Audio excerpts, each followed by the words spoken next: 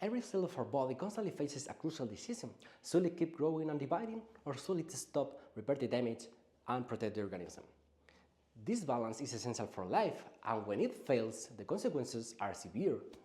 When cells proliferate uncontrollably, we develop cancer, but also when the cells are incapable to maintain themselves, tissues age and degenerate.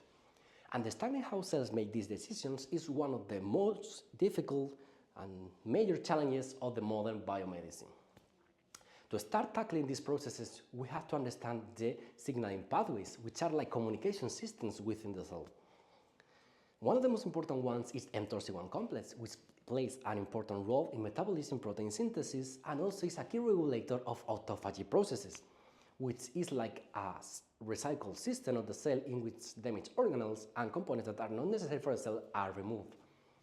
When these processes are disrupted, this could lead to age-associated diseases such as cancer and neurodegenerative disorders. In our lab, we started studying a small protein that is called Shoc2, which plays an important role in the MAPK kinase signaling pathways. It acts as a scaffold protein and is involved with proliferation and cell survival processes.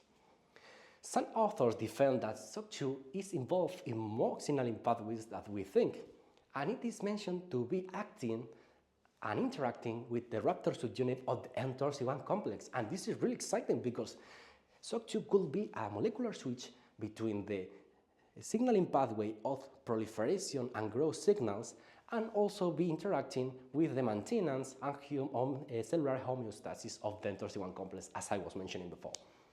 So, to explore this idea, we generated Shoc2 knockouts of human cells to explore the signaling pathways, metabolism, and stress responses.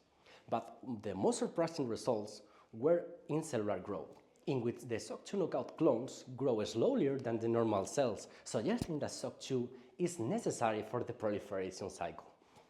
So this is the real important thing about future perspectives, because Shoc2 could be a therapeutic target, because in cancer, cells proliferate uncontrollably, and Shoc2 could be modulated in that cells in order to trigger cellular senescence phenotypes that acts like tumor suppressive mechanisms that could slow tumor progression and enhance the effectiveness of the actual treatments of the patients.